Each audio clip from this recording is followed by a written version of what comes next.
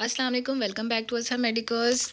Now we are discussing your surgery of block 9 module 20. Okay, let's start. अच्छा, all allos are based from Ballet and Love और ये books हैं और साथ में पैथोलॉजी से, ठीक है जी. हाँ, पहला एलो आप लोगों का थर्ड ईयर MBBS में इसमें सर्जरी में आ गया पीवीएस पेरिफेरल वेस्कुलर डिजीज. इसमें अब बताना है आर्टरी सब वेन्स, आर्टरीज वेन्स और lymphatic disease accept brain and heart. Okay, मतलब मीन्स पेरिफेरल वेस्कुलर डिजीज. अब ये कौन कौन सी होती है? पेरिफेरल आर्टरी डिजीज हो सकती है, पेरिफेरल वीनस डिजीज हो सकती है, ठीक है, पेरिफेरल लिम्फेटिक डिजीज हो सकती है.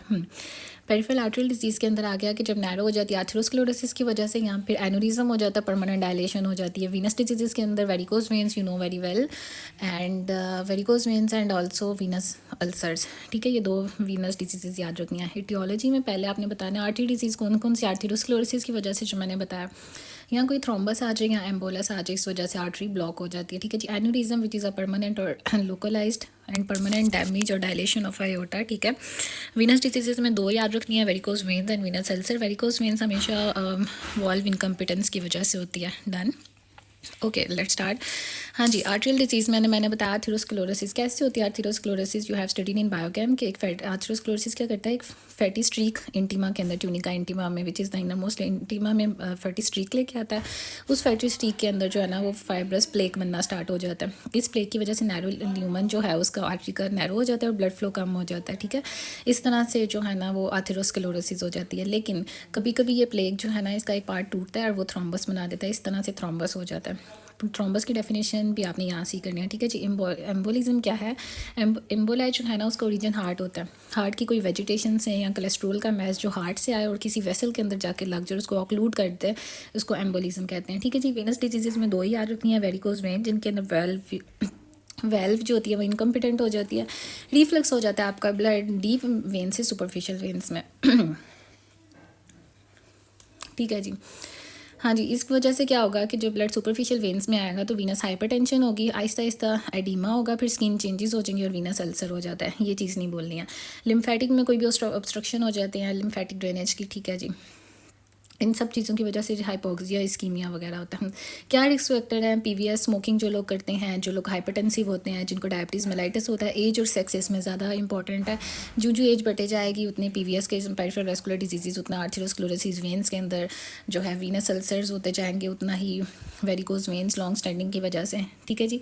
एज और सेक्स. ठीक है. आगे फैमिली हिस्ट्री और जेनेटिक्स की बेस पे ओबेसिटी भी डायबिटीज़ मेलाइटिस के साथ दो चीज़ों को इकट्ठा करना है. ठीक है. Diabetes mellitus, obesity, hypertension. Okay.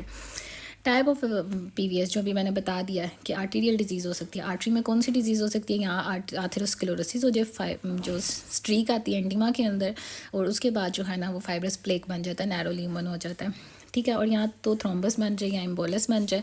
Thrombus का भी मैंने बता दिया, तो एनोरिज्म हो जाए. ठीक है जी. वीनस डिजीज़ के अंदर हाँ, और देखो नॉन आर्थरोस्क्लेरोटिक, अगर आर्थरोस्क्लेरोसिस नहीं है और क्या चीज़ें, ब्रूरर डिजीज़ हो सकती है और टाकायासु आर्थराइटिस. जब मैंने आपको वेस्कुलाइटिस आपके पिछले ब्लॉक में पढ़ाया तब आपको पढ़ाया था. ठीक है जी. वेनस डिजीज़ के अंदर आ जाता है वेरिकोज वेन्स. वेरिकोज वेन्स आप लॉन्ग स्टैंडिंग की वजह से होती हैं, पीछे से नज़र आ रही होती हैं काफ के ऊपर. डायलेटेड टॉर्चरस वेन्स होती हैं क्योंकि वॉल्व का इनकम्पिटेंस हो जाती है, रिफ्लक्स हो जाता है ब्लड डीप से सुपरफिशियल वेन्स के अंदर. ठीक है जी. हाँ जी. आगे आगे आप लोगों का Venus Aahista Aahista Venus ulcers बन जाते हैं. मैंने बताया एडीमा हाइपरटेंशन होती है वेन्स की, फिर वे एडीमा होता है, स्किन चेंजेस आ जाते हैं, आहिस्ता आहिस्ता वो वीनस अल्सर बना देते हैं. लिम्फेटिक डिजीज़ प्राइमरी हो सकती है, या फिर प्राइमरी जिसकी कंजेनिटल है या कोई कॉज नहीं है, पता नहीं चलता, और सेकेंडरी जो कहीं रेडिएशन वगैरह सर्जरी के बाद लिम्फेडिमा हुआ है. डन. हाँ जी. एम्बोलस का मैंने आपको पहले ही बता दिया कि इम्बोलस और इन थ्रोम्बस इन दोनों की वजह से ना एक्यूट लिम्बस इस्कीमिया जहाँ पे ये सप्लाई कर रही होंगी वहाँ नहीं होगी. ठीक है. अब इम्बोलस का I have given you overview कि इसका ओरिजिन हमेशा हार्ट होता है. हार्ट की वेजिटेशन से या एट्रियल फिब्रिलेशन से या फिर प्रोस्थेटिक वॉल से ये स्टार्ट होगा, या एनोरिज्म वगैरह की वजह से. ये इम्बोलस जो है ना वो जाके वेसल्स के अंदर जाके लगेगा और उसको ऑक्लूड कर देगा. ठीक है. क्लिनिकल प्रेजेंटेशन इसमें क्या है, 6 P's आएंगे. पेन आएगा, पेलर, पल्सलेस हो जाएगी, पैरास्थीसिया, पैरालिसिस और आहिस्ता आहिस्ता जो है ना कोल्ड. 6 P's आपने इसमें नहीं बोलना है एम्बोलस में. ठीक है। एक्यूट जब पेन होती है तब भी ये एक्यूट और क्रोनिक में आप डिफ्रेंशिएट करते हैं पी से, पेन, पेलर, पल्सलेस। आप लिम्ब को देखोगे पेन होगी, पेल हुई होगी और कोई पल्स नहीं आ रही, पैरास्थीसिया हो गया, पैरालिसिस हो गया, डन। थ्रोम्बस का आपने कैसे याद रखना है कि हमेशा एथेरोस्क्लेरोटिक का प्लेग का कोई छोटा कंपोनेंट टूटता है और वो जो है ना वो वहाँ पे फिर प्लेटलेट एग्रीगेशन का वो एक गुच्छा होता है, एक क्लॉट सा बन जाता है, वो एक थ्रोम्बस बना देता है, ठीक है। लेकिन एम्बोलस जो है ना वो हार्ट से स्टार्ट होके बाद में किसी आर्टरी में जाता है, ठीक है जी। इन दोनों का ट्रीटमेंट क्या है कि थ्रोम्बस है तो थ्रोम्बेक्टमी कर दें, एम्बोलस है तो एम्बोलेक्टमी कर दें। एंटी कोआगुलेशन थेरेपी आपने करना है कि कोआगुलेशन कम हो जाए, हेपेरिन वगैरह, ठीक है। एम्प्यूटेशन अगर कुछ ठीक नहीं चाह रहा फिर लिम्फ काटनी पड़ती है, which is amputation. Symptom, sign and symptoms की प्रीवियस के क्या है मैंने आप लोगों को पहले ही बता दिया। आप लोग देखोगे पल्स वहाँ पे नहीं है, पेल है ना, पल्स आ रही है, ये देखना। अब वो इंटरमिटेंट क्लॉडिकेशन के साथ वो पेशेंट सिम्टम में खुद आपको बताएगा मैं थोड़ी देर चलता हूँ तो मुझे दर्द होती है यहाँ पे काफ में, थाई में, हिप में, बटक में, थोड़ा सा चल के फिर मैं थोड़ी देर बैठता हूँ, ठीक होता हूँ, फिर थोड़ा सा चलता हूँ, ठीक है। रेस्ट पे भी बैठूँ, जैसे मैं लेटा हुआ होता हूँ, पाँव में दर्द होती है रात को स्पेशली, और जब मैं उसको लटका के टांगे बैठता हूँ फिर वो ठीक होती है। ये दो आपने इंटरमिटेंट क्लॉडिकेशन और रेस्ट पेन नहीं भूलना इसमें, तब पता चलेगा कि हाँ इसको पेरिफेरल वास्कुलर डिजीज़ है। आप साइंस में आप लोग देखेंगे कि उसकी टांगे जो है, लिम्ब जो या बाजू ठंडे हैं, पेल है, और जो स्किन है उसकी डैमेज हुई होती है वीनस की वजह से, तो लॉस ऑफ हेयर और शाइनी स्किन लॉस होगी होती है ऊपर से। पल्स भी नहीं आ रही है, ठीक है, क्योंकि वहाँ पे जो थ्रोम्बस और किसी की वजह से एम्बोलिज्म हुआ हुआ है, ठीक है जी। एलिवेशन ऑफ लिम्ब, जब हम लिम्ब को उठाएंगे उसकी टांग को तो वो पेल हो जाए। कैपिलरी रीफिल भी डिलेड होगा जब आप, जैसे आप लोग ये पोस्टीरियर टिबियल आर्टरी को मीडियल मेलियोलस के नीचे हाथ रखते हैं तो आगे डिस्टल के अंदर आप ये जो होगी डॉर्सैलिस पीडिस आर्टरी उस पर हाथ रखें तो वहाँ पे ब्लड नहीं आएगा। लेकिन अगर आप उसको छोड़ दें ऊपर से, इसका प्रेशर जो कि मीडियल मेलियोलस के नीचे आपने पोस्टीरियर टिबियल पे रखा था, फिर वहाँ पे डॉर्सैलिस पीडिस पे ब्लड आना स्टार्ट हो जाए। दिस इज़ कैपिलरी रीफिल, ठीक है। इन्वेस्टिगेशंस आप लोग क्या करेंगे, बेड साइड इन्वेस्टिगेशन में आता है कि उधर ही आपने क्या करना है, पल्स देखनी है उसकी कितनी है, उसका कैपिलरी रीफिल टाइम देखना है, ठीक है। ABPI नहीं भूलना है, देखना है एंकल का सिस्टोलिक प्रेशर कितना है और ब्रेकियल का देखना है कितना सिस्टोलिक प्रेशर है। नॉर्मली 0.9 से 1.3 तक आता है, लेकिन अगर इससे जो है वो कम है, 0.9 से 0.5 से कम है, तो क्रिटिकल इस्कीमिया हुआ है, ठीक है। ये आप लोगों की क्या है, इन्वेस्टिगेशन है जो आपने करवानी है। बाकी आपने CT स्कैन, MRI जो एंजियोग्राफी करवानी है, ठीक है जी। लैब टेस्ट में देखना है क्योंकि जब लिपिडीमिया ज़्यादा होगा, ग्लूकोज ज़्यादा होगी, रीनल कोई डिजीज़ होगी, लिपिड प्रोफाइल लाजमी करना, कोआगुलेशन प्रोफाइल, इससे आप लोगों को पता चलेगा पेरिफेरल वास्कुलर डिजीज़ का। एक तो ये आपने लेबॉर्ट्री टेस्ट करवानी है, एक आपने इमेजिंग करवानी है जिसमें एंजियोग्राफी वगैरह आ रही है, ठीक है। कार्डियक इन्वेस्टिगेशन में आप लोगों ने ECG करवा लेनी है और जो सबसे पहले बेड साइड टेस्ट करवाने हैं, पल्स उसकी देख लेनी है, कैपिलरी रीफिल टाइम देख लेना, ठीक है। अब मेडिकल और सर्जिकल क्या मैनेजमेंट है PVS की। सबसे पहले तो मेडिकल मैनेजमेंट में सबसे पहले आपने ये नहीं कहना उसको ये दे देंगे, उसको ये दे, सबसे पहले ये याद रखना है कि उसकी लाइफस्टाइल मॉडिफिकेशन करनी है। स्मोकिंग को छोड़ दें, स्टॉप करें स्मोकिंग को, चलना फिरना स्टार्ट करें, रेगुलर एक्सरसाइज और वेट को कंट्रोल करें। अब फिर आपने इसकी मेडिकेशन की तरफ आना है, फार्माकोलॉजिकल। पहले आपने थ्रोम्बस है या कुछ भी है तो एंटी प्लेटलेट एजेंट, एस्पिरिन वगैरह देनी है, स्टेटिन्स देने हैं, कोलेस्ट्रोल को कम करें, हाइपरटेंशन को कंट्रोल करना, एनाल्जेसिया, एंटी प्लेटलेट एनाल्जेसिक्स याद रखना है, ठीक है जी। और हेपारिन को एंटी कोआगुलेशन हमेशा देनी है इसमें हमने, ठीक है। और सर्जिकल में आपने क्या करना है, सर्जिकल ट्रीटमेंट तो बाद में आता है वैसे, ट्रांस ल्यूमिनल एंजियोप्लास्टी, ठीक है, विद और विदाउट स्टंट प्लेसमेंट। अगर ये आप लोगों को आ जाता है OSP में बताने के लिए तो आप लोग बता सकें। बाईपास सर्जरी आप लोग करेंगे, ठीक है। और इम्बोलेक्टमी, थ्रोम्बेक्टमी उसको ख़त्म करने के लिए। और अगर कुछ ठीक नहीं है, गैंग्रीन वगैरह इन पे आके बन गया तो फिर आपको एम्प्यूटेशन काटनी पड़ेगी लिम्ब। क्या कॉम्प्लिकेशंस है अनट्रीटेड पेरिफेरल वास्कुलर डिजीज़ की, नई डिजीज़ की है तो लिम्ब को इस्कीमिया हो जाएगा, रेस्ट पे भी पेन होगी और अल्सर होगा, आहिस्ता आहिस्ता गैंग्रीन बन जाएगी, ठीक है। तो कॉम्प्लिकेशन में आपकी लिम्ब लॉस भी हो सकती है और सेकेंडरी इन्फेक्शन। ये आप लोगों को क्वेश्चन 1-2 मार्क्स का कॉम्प्लिकेशंस का आएगा जिसमें आपने बताना है कि क्रिटिकल लिम्ब इस्कीमिया हो जाएगा, अल्सरेशन, गैंग्रीन नहीं भूलना, और एक आपने सेकेंडरी इन्फेक्शन भी नहीं भूलना, ठीक है। लिम्ब लॉस, ये एक बार स्क्रीनशॉट वगैरह भी ले लें, ठीक है। हाँ, मैं आपको बताई थी एक्यूट और क्रोनिक लिम्ब इस्कीमिया में दोनों का डिफरेंस आपने इस तरह से करना है। एक्यूट सडन ऑनसेट होता है और क्रोनिक जो है ना ग्रेजुअल प्रोग्रेशन हो जाती है आर्थरोस्क्लेरोसिस की, ठीक है। एक्यूट के अंदर 6P आ जाते हैं, वही पेन, पल्सलेस, पेलर, ठीक है जी, पैरास्थीसिया, पैरालिसिस। और क्रोनिक इस्कीमिया के अंदर आपने क्या करना है, क्रोनिक इस्कीमिया में आपने इंटरमिटेंट क्लॉडिकेशन और अल्सर्स बनेंगे, गैंग्रीन बनेंगे, ठीक है। आगे आगे classification of gangrene, dry gangrene हो सकती है, वेट गैंग्रीन हो सकती है और गैस गैंग्रीन हो सकती है, जो कि मैंने आप लोगों को पढ़ाया था इसमें क्लोस्ट्रीडियम परफ्रेंजेंस की वजह से, एक बैक्टीरिया ग्राम पॉजिटिव, उसकी वजह से गैस गैंग्रीन हो जाती है। ठीक है। डायबिटिक गैंग्रीन भी हो जाती है। अच्छा, ड्राई गैंग्रीन में सिर्फ अगर आर्टरी ब्लॉक हो गई है ना, उस वजह से ड्राई गैंग्रीन हो जाती है, लेकिन उसके वो जो इस्कीमिक टिश्यू है अगर वो इन्फेक्टेड हो जाए तो वेट गैंग्रीन है। ठीक है। गैस गैंग्रीन इसकी वजह से, क्लोस्ट्रीडियम परफ्रेंजेंस की वजह से। डायबिटिक गैंग्रीन जो है ना वो इस्कीम, अगर न्यूरोपैथी भी साथ ऐड हो जाए ना, कि पहले तो इस्कीमिक भी है, इन्फेक्शन भी है जो वेट गैंग्रीन था, उसके साथ अगर न्यूरोपैथी भी हो जाए तो डायबिटिक पेशेंट्स हैं। ठीक है, एक सेकेंड। Okay, done. So next we study, हाँ, डिसफंक्शन ऑफ वीनस सिस्टम क्या है? वेरिकोज वेन्स हो सकती हैं जो कि डायलेटेड टॉर्चरस वेन्स है। पहले आपने सारा जो है ना थ्रोम्बस, आथेरोस्क्लेरोसिस का ट्रीटमेंट पढ़ा है, जिसमें anti platelet, anti analgesics sorry आप लोगों ने पढ़े हैं, और कोलेस्ट्रोल को कम करना पढ़ा है। ठीक है। और उसकी कॉम्प्लिकेशन पढ़े हैं, सेकेंडरी इन्फेक्शंस हो जाएंगे, डिफरेंट चीज़ें। ठीक है। अब साइंस और सिम्टम्स भी उसके पढ़ लिया, एक्यूट और क्रोनिक लिम्फ भी पढ़ लिया। डिसफंक्शन क्या है? Varicose veins dilated torturers veins हैं जो नज़र आती हैं वॉल्व इनकम्पिटेंस की वजह से। ठीक है। अगर इसको ना ट्रीट करोगे तो आहिस्ता आहिस्ता जो है ना वो एडिमा होगा, स्किन के अंदर पिगमेंटेशन हो जाएगी, अल्सरेशन हो जाएगी। ठीक है। वीनस अल्सर क्या होगा कि मिडल मेलियोलस के नीचे अक्सर जो है ना वो नॉन हीलिंग अल्सर्स बन जाते हैं। जब आप लोग वेरिकोज वेन्स को ट्रीट नहीं करते, वो आगे जाके क्रोनिक में वीनस अल्सर्स बना देते हैं। ठीक है। डीप वेनस थ्रोम्बोसिस भी इसमें आ जाता है। ठीक है। डिसफंक्शन ऑफ वीनस सिस्टम है वेरिकोज वेन्स, मैंने बता दिया इस तरह से वेरिकोज वेन्स होती हैं, हाइपरटेंशन होती है, फिर वीनस अल्सर्स बन जाते हैं, डीप वीनस थ्रोम्बोसिस भी हो जाता है, जिसकी वजह से पल्मोनरी एम्बोलिज्म का रिस्क होता है। पैथोफिजियोलॉजी क्या है वेरिकोज वेन्स की? कि प्राइमरी वॉल्व इनकम्पिटेंस, किसी और वजह से भी वेरिकोज वेन्स हो सकती है, जैसे प्रेगनेंसी में हो सकती है, जैसे पेल्विक ट्यूमर्स में हो सकती है।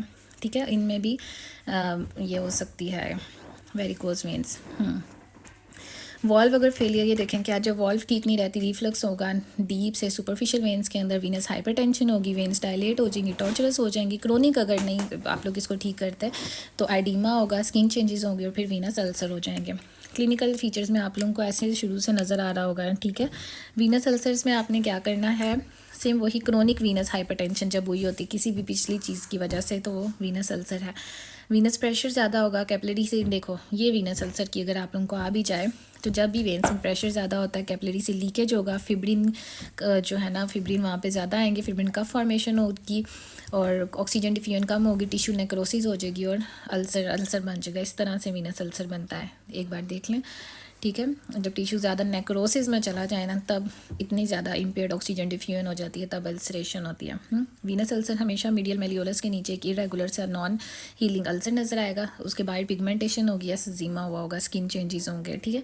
ट्रीटमेंट ऑफ वेरिकोज वेन्स में ये जो है ना, सिर्फ ये कॉस्मेटिक इशू नहीं है, बल्कि नज़र आने वाला इशू नहीं है, बल्कि ये जो है पेन, स्वेलिंग, एसेजिमा, इसमें ब्लीडिंग भी होगी, और ना ट्रीट करोगे तो अल्सरेशन भी हो जाएगी, जो मैंने बताया, जिसमें फिब्रिन कफ बनता है, ऑक्सीजन नहीं ठीक से जाता है तो टिश्यू नेक्रोसिस हो जाती है, अल्सरेशन हो जाती है। ठीक है।